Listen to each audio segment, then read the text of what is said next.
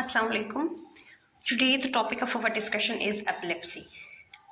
सबसे पहले तो एपिलेप्सी होती क्या है। आम अल्फाज में हमने लोगों को बोलते सुना होगा कि मिर्गी के दौरे पड़ते हैं किसी को, और इस तरह की टर्म्स यूज़ होती हैं, तो उनको क्या कहते हैं, हम एपिलेप्सी कहते हैं आम अल्फाज में।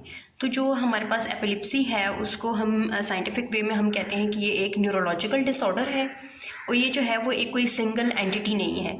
तो ये क्या है, हमारे पास एक असॉर्टमेंट है, हमारे पास डिफरेंट सीजर टाइप्स होती हैं और सिंड्रोम्स होती हैं इसमें, जो कि एक सेवरल मैकेनिज्म से जो है वो हमारे पास ओरिजिनेट होती हैं, जिनकी कॉमन हमारे पास एक वो क्या कहते हैं कि कॉमन थिंग्स उसमें क्या होती हैं कि हमारे पास सडन और एक्सेसिव और synchronous discharge of several neurons होता है, और वो क्या होते हैं, एबनॉर्मल न्यूरॉन्स की डिस्चार्ज होती है, जो कि हमारे पास सीजर्स को ओरिजिनेट करती है हमारे पास। और इसमें जो है वो हमारे पास एज जो है वो मैटर नहीं करती, लेकिन कॉमनली जो है वो 80 ईयर्स अबव जो पीपल होते हैं उनमें जो है वो एपिलेप्सी ज़्यादा उसके चांसेस हैं एपिलेप्सी के। तो इसकी अब आ जाती हैं कि इसमें सिम्टम्स कौन सी इन्वॉल्व होती हैं। सबसे पहले क्या है कि पेशेंट जो है वो अनकॉन्शियस होगा, उसकी कॉन्शियसनेस जो है वो लॉस हो जाएगी, और दूसरा क्या है कि इसमें एबनॉर्मल मूवमेंट्स होंगे और उसकी बिहेवियर भी जो है वो ऑड होगा या फिर एबनॉर्मल होगा, और ये सिम्टम्स जो है वो हमारे पास परमिट करेंगी हमारे पास लिमिटेड ड्यूरेशन के लिए। अगर हम इन सिम्टम्स को, इस डिज़ीज़ को अनट्रीट रखेंगे तो ये हमारे पास जो है वो पेशेंट को ज़्यादा वर्सन भी कर सकती है। तो ये जो है हमारे पास जो एपिलेप्सी है उसकी डिस्चार्ज न्यूरॉन है, एबनॉर्मल डिस्चार्ज ऑफ न्यूरॉन्स, वो हमारे पास डिफरेंट पार्ट्स ऑफ ब्रेन से ओरिजिनेट हो सकता है। तो अगर ये हमारे पास मोटर कॉर्टेक्स जो है वो हमारे पास एक ब्रेन का पार्ट है, अगर ये वहाँ से ओरिजिनेट होता है तो इसमें क्या होगा, हमारे पास एबनॉर्मल मूवमेंट्स आएंगी या हमारे पास जनरलाइज्ड कन्वर्जन होगी। तो क्या होगा, एबनॉर्मल मूवमेंट्स आ जाती हैं हमारे पास इसमें, और जनरलाइज्ड कन्वर्जन्स होती हैं इसमें। लेकिन अगर वो हमारे पास सीजर्स जो हैं वो पैराइटल और ऑक्सीपिटल लोब ऑफ ब्रेन से ओरिजिनेट होते हैं, तो हमारे पास पेशेंट में क्या होगा, ऑडिटरी, ऑल्फैक्टरी या फिर हमारे पास विजुअल हेलुसिनेशंस होंगी पेशेंट में। तो ये आ गई इसके सिम्टम्स, और इसके जो है वो डिफरेंट पार्ट्स ऑफ ब्रेन से ओरिजिनेट होगा, तो उसके अकॉर्डिंग उसकी सिम्टम्स क्या ओरिजिनेट होंगी वो हमने डिस्कस कर ली।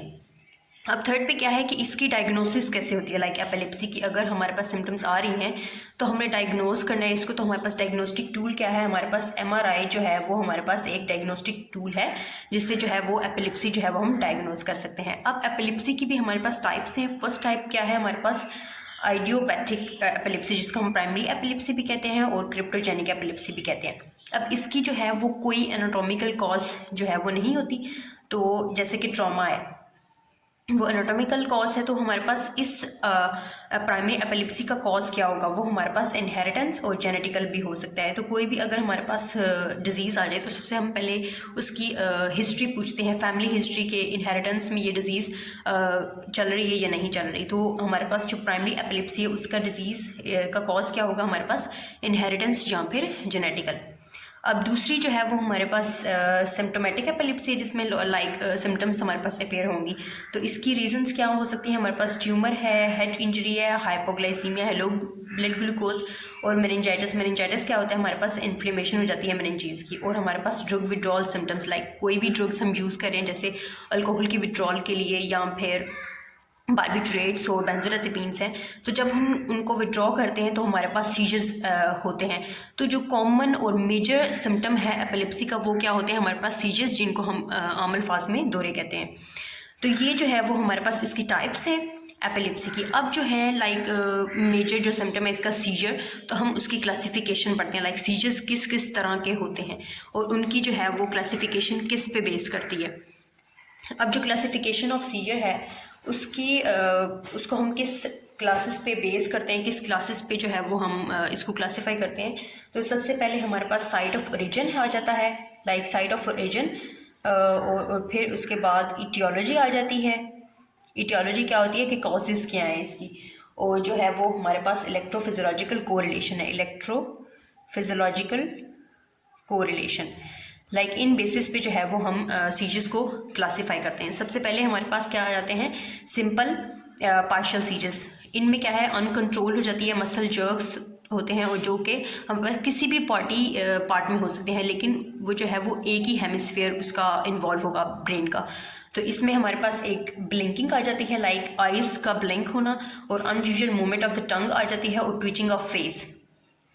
हमने नॉर्मली भी काफ़ी पेशेंट्स को, अगर हम यूट्यूब पे और भी वीडियोस देखें तो हमारे पास ये सिम्टम्स हम देख सकते हैं, like blinking of I, unusual movement of the टंग और ट्विचिंग ऑफ द फेस। ये जो है वो हमारे पास सिंपल पार्शियल सीजर्स हैं।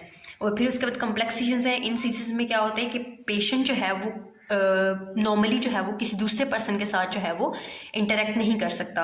अब इसमें क्या है कि पेशेंट जो है वो जिस भी मोमेंट में है हमारे पास, वो उसी मोमेंट में स्टैंड रहेगा, लाइक, और उसकी जो आइज़ हैं वो ओपन रहेंगी और मूविंग रहेंगी। वो लाइक पेशेंट स्टैंड है, remain standing with his eyes open and moving. तो ये हमारे पास कॉम्प्लेक्स सीजर्स है। अब ये जो सिंपल और कॉम्प्लेक्स सीजर्स हैं, इनकी ब्रॉडर टर्म क्या है, ये हमारे पास आ जाते हैं फोकल सीजर्स आ जाते हैं। और फिर उसके बाद है हमारे पास एब्सेंट सीजर्स। इनको हम जो है वो रेफ़र करते हैं लाइक PETIT माल सीजर्स भी कहते हैं इनको। इसका हालमार्क क्या है, इसमें abrupt like sudden onset of impairment of consciousness. Like अगर पेशेंट कॉन्शियस है तो हमारे पास सडनली जो है वो उसकी कॉन्शियसनेस जो है वो लॉस हो जाएगी और इंटरप्रेट हो जाएगा, और कोई भी उसकी एक्टिविटी जो है और ब्लैंक स्टेयर करने लग जाएगा। वो लाइक वो क्या उसको कहते हैं, ताड़ते रहना।